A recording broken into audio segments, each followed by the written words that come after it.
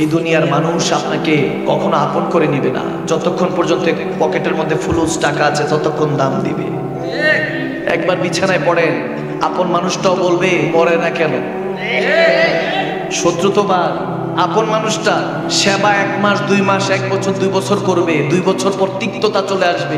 আপনি বিছানায় শুয়ে যখন প্রস্রাব পায়খানা করবেন, আপন মানুষটা সহ্য করবে না, কতক্ষণ আপনার ময়লা পরিষ্কার করবে। অথচ রব্বুল আলামিন আপনি যখন দুনিয়াতে এসেছেন আপনার ওয়া ওয়া বলার আগে মাকে ব্যবস্থা করে দিয়েছে খাদেম হিসাবে।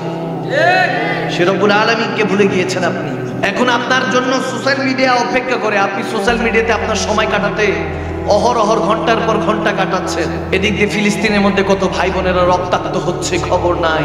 আমরা তো আজকের মেহফিল রাত গেই বাদ গেই, রাত শেষ, কথাও শেষ। মেহফিল থেকে গিয়ে আমরা ঘুমিয়ে পড়বো, কিন্তু ফিলিস্তিনের মধ্যে প্রথম কেবল আমাদের যেখানে যে আফগান সারা পৃথিবী তালেবান বলে গালি দিত, মুসলমানদেরকে তালেবান, যাদেরকে জঙ্গি টেররিস্ট বলে গালি দিত, আজকে আমেরিকা পর্যন্ত আফগানিস্তানের যারা যোদ্ধা তালেবানদেরকে যোদ্ধা বলে পুরস্কৃত করেছে। আজকে আমেরিকা সে আফগানিস্তানের মুসলমানদেরকে এখন তালেবান বলে গালি দেয় না, এখন তালেবান বললে বুঝে ফাইটার, যোদ্ধা। সে আফগানিস্তান থেকে মাহাদি আলাইহিস সালাম আসবেন, কালো পতাকাবাহী, এগুলো সম্পর্কে অ্যাওয়ারনেস নাই, যার কারণে দেখবেন শিক্ষার মধ্যে অশিক্ষিতা ঢুকাই দিচ্ছে, থার্ড জেন্ডারের নামে ট্রান্সজেন্ডার পড়াচ্ছে। এগুলো আপনারা পাবেন না, বুঝবেন না। মনে মনে এখন আমরা পুরুষরা নারী হয়ে যাচ্ছি, নারীরা পুরুষ হয়ে যাচ্ছি, নাউজুবিল্লাহ। আপনার সন্তান বড় হবে, বিয়ে করাবেন, আওলাদ দিবে না, মেয়ে বলবে আমি তো ছেলে, মনে মনে আমি ছেলে। ছেলে বলবে বাবা আমি মনে মনে মেয়ে। এরকম অবস্থা হচ্ছে এখন, ছেলেকে মেয়ে, মেয়েকে ছেলে। এগুলো আর অন্যান্য স্কটল্যান্ড, বিভিন্ন দুনিয়ার আমেরিকা, লন্ডন, জার্মান সহ যত রকম ইউরোপ কান্ট্রিগুলি আছে, ফার্স্ট ওয়ার্ল্ড যেগুলোকে বলা হয়, যেখান থেকে টেকনোলজি আসে আমাদেরকে, এই ওই সমস্ত দেশের মধ্যে এইসব জেনা, ব্যভিচার, ফ্রিমিশন এগুলো চলছে, বলৎকার চলছে। এগুলো নিয়ে আলোকপাত করার কেউ নেই, কেউ বলবেও না। আসবে আল্লাহ রাসূলের জিকির, স্টেজে উঠা এক আলেম আরেক আলেমের গীবত করবে, তারপরে স্টেজ থেকে নেমে যাবে, শেষ, ওয়াজ শেষ। অ্যাওয়ারনেস কোথায়? মানুষকে হেদায়েতের পথে যে ডাক দিবে সে অবস্থান চলে যাচ্ছে। ভাইরা আমার, বাবার আমার, টাইম যাব, সময় প্রায় শেষ। কিয়ামতের আলামত দেখা দিচ্ছে। আজকে ব্যান্ড প্যাকেজ হইতো মানুষের অভাব হইতো না, কোরআন সূরার আলোচনা হলে মানুষের অভাব পড়ে যায়। আল হকুমুরুন, হক কথা তিতা হলো বলতে হবে। আমরা এখন উরুসগুলি করি তবরকের জন্য, এন্টারটেইনমেন্ট পাওয়ার জন্য না। এই হেদায়েতের জায়গাগুলি নষ্ট করলে হেদায়েত আর আসবে না। এজন্য আমি শুরুতে বলেছিলাম শায়েখে তরিকত ওলি আল্লাহদের কাছে যাবেন, কিভাবে আল্লাহ তাআলা রাসূলকে পাওয়া যায়, কিভাবে আল্লাহর হওয়া যায়, রাসূলুল্লাহর হওয়া যায়। এই দুই চোখ দিয়ে কত কিছু দেখলাম, কিন্তু আল্লাহকে, রাসূলুল্লাহকে যদি না দেখি, এই চোখ কিস কাজ, কোন কাজে? কোনো কাজের নাই চোখ। আপনি যে সৌন্দর্য দেখতেছেন সমস্ত সৌন্দর্য ক্ষণস্থায়ী। হাইয়ুল কাইয়ুম যে সৌন্দর্য চিরস্থায়ী, সেই সৌন্দর্য যদি না দেখে এই চোখের কি কাজ? ভাইরা আমার, বাবার আমার, আমাদেরকে সজাগ হতে হবে। আমার রব্বে করিম বলেছেন ওয়াকুনু মা সাদিকিন, ওলি আল্লাহদের সঙ্গ জ্ঞাপন করো। সৎসঙ্গ নাও, সৎসঙ্গ স্বর্গবাস, অসৎসঙ্গ সর্বনাশ। সৎসঙ্গগুলি আপনাকে চিরস্থায়ী জান্নাতি বানাবে। আমি সুর দিয়ে ওয়াজ করব না, একটা একটা করে কথা বলবো, পয়েন্ট অনুযায়ী কথা বলবো, কোরআন থেকে, হাদিস থেকে। যাদের কিসমতে হেদায়েত থাকবে তারা শোনার নসিব হবে, যাদের কিসমতে থাকবে না তারা যত রকমই আমি কথা বলি না কেন কোনোভাবে বুঝে আসবে না। দেখুন আমার আল্লাহ বলতেছেন, হে মুতমাইন্না নফস অধিকারী যারা আছো, যাদের উপরে আমি রাজি, যারা আমার উপর রাজি। সুবহানাল্লাহ। আপনি তেনার উপর কখনো রাজি হয়েছেন? হন নাই তো।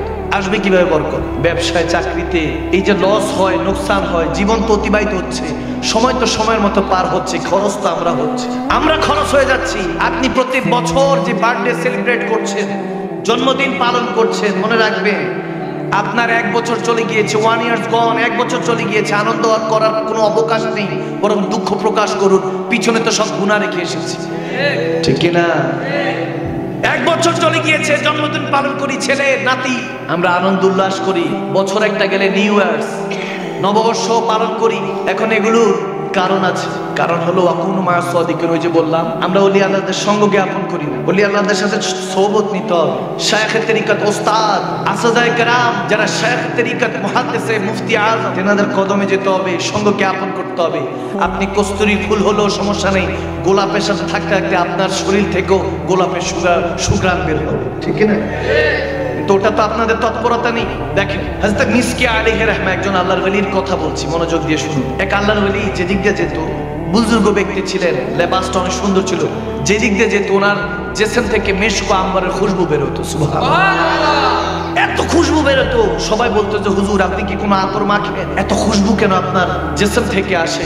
বলে তাহলে তোমাকে আমার তওবার ঘটনাটা শোনায়। আমি যুবক অবস্থায় যখন ছিলাম, কর্মচারী, এক দোকানের কর্মচারী হিসেবে ছিলাম, ওখানে কাজ করতাম। একদিন ওই দোকানের মধ্যে এক নারী আসলো, বড়লোক মহিলা, অনেক টাকা পয়সা অঢের, আসলো, কেনাকাটা করলো, তার বদনজর আমার দিকে পড়লো। আমি যুবক অবস্থায় ছিলাম। ওই রাইস জাদি যেই বড়লোক নারী ছিল, সে তার দোকানদারকে বলল যে এতগুলি মান সাবান কিনেছি, এগুলো তো ঘরে পৌঁছানোর জন্য কেউ না কেউ লাগবে, একজন লোক দেন। তো আমার দোকানদার, আমার মালিক বলল যে এই বাবা তুমি তার সাথে যাও, ওই মহিলার সাথে যাও। আমি তো সহজ সরল মনে গেলাম।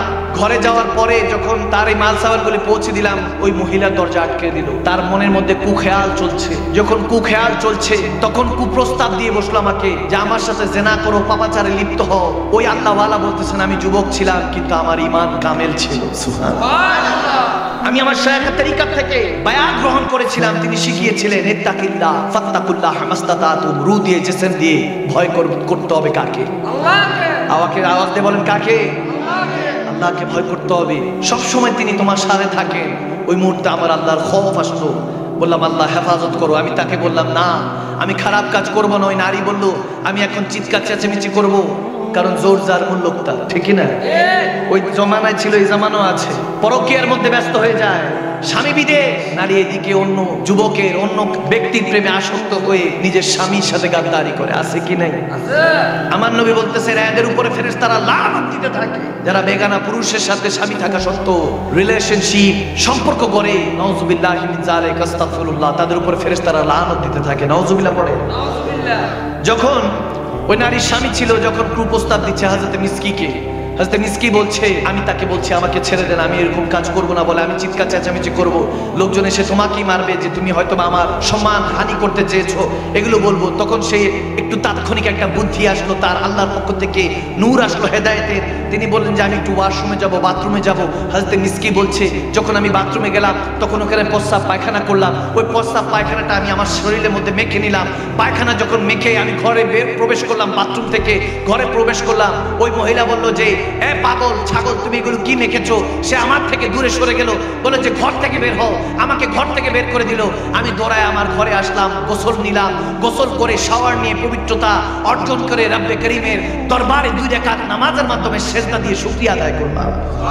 যখন শুকরিয়া আদায় করলাম, ওই রাতে যখন আমি তওবাতুন নাসুহা ওয়া তাওবাতুল কাবলাল মাউত, মৃত্যুর আগে যেমন তওবা ফরজ, আমি তওবা করে আমার শায়েখের মাধ্যমে যখন তওবা করে আমি নিজেকে হেফাজত করেছি।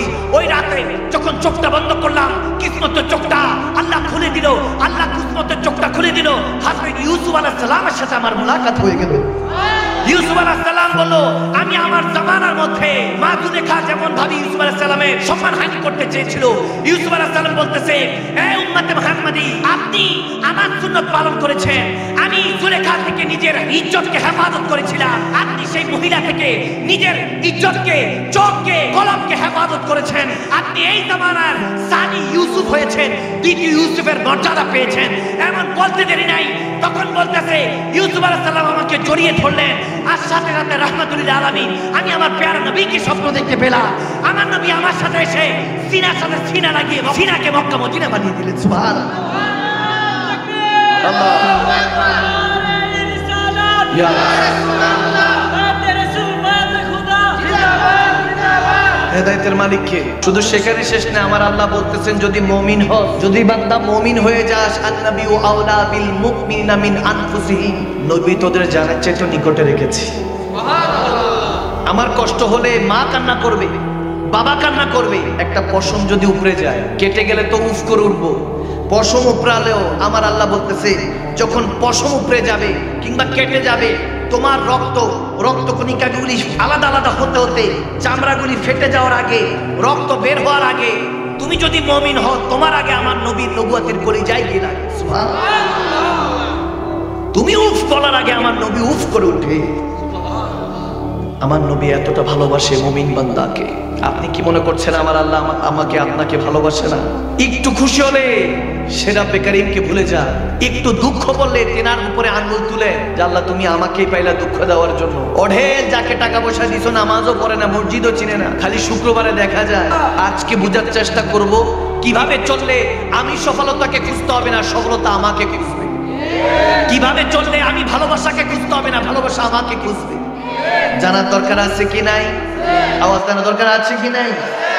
নাহনু আকরাবু ইলাইহি মিন হাবলিল বারীদ। আমার রব্বে কারীম বলেন, বান্দা আমি শাহরাকের ঘাড়ের চেয়ে নিকটে তোর সাথে থাকি। নাহনু সকলের সাথে থাকি, আস্তিক কিংবা নাস্তিক, মানুক কিংবা না মানুক, আমি আল্লাহ বান্দার সাথে থাকি। কিন্তু বান্দা উপলব্ধি করতে পারবে না।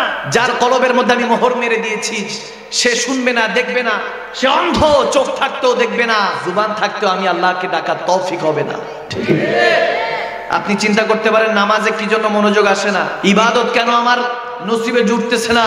আপনাকে বলে দিচ্ছি স্পষ্ট ভাবে, আপনি নামাজকে বলছেন কাজ আছে, যেখানে বলার দরকার ছিল কাজ আমার নামাজ আছে, কিন্তু আপনি ইবাদতকে ইনকার করছেন, ইবাদতকে দূরে ঠেলে দিচ্ছেন না, বরং এটা চিন্তা করেন যে রব্বে করিম আপনাকে তেনার সামনে সম্মুখীন হওয়ার তৌফিকই দিল না। আপনি নামাজ ইবাদতকে না করলেন না, আপনি ইবাদত থেকে দূরে থাকলেন না, গুনাহকে আঁকড়ে ধরলেন, ইবাদতকে আল্লাহ রাসূলের মহব্বতকে ছেড়ে দিলেন, দুনিয়াকে ভালোবাসলেন।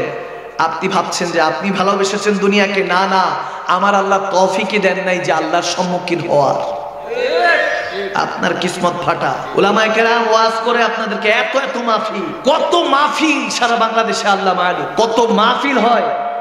এখন সার্চ দেওয়ার আগে ফেসবুক সোশ্যাল মিডিয়াতে দেখবেন ওয়াজ মাহফিল চলে আসে, হাসির ওয়াজও আছে নাউজুবিল্লাহ, কত রঙের কত রকমের ওয়াজ মাহফিল আছে। হেদায়েত কয়জন? হেদায়েত নাই তো। কেন নাই জানেন? কারণ যিনি বলতেছে তেনার অন্তরে আল্লাহর প্রতি ভয়, রাসূলুল্লাহর প্রতি প্রেম নাই। যে শুনছে সে এন্টারটেইনমেন্ট, বিনোদন পাওয়ার জন্য আসতেছে, হেদায়েতের জন্য নয়। এজন্য উরুস মাহফিলগুলির মধ্যে হেদায়েতের কথা হয়। এখান থেকে আপনাকে পরিবর্তন হওয়ার নিয়ত করে আসতে হবে।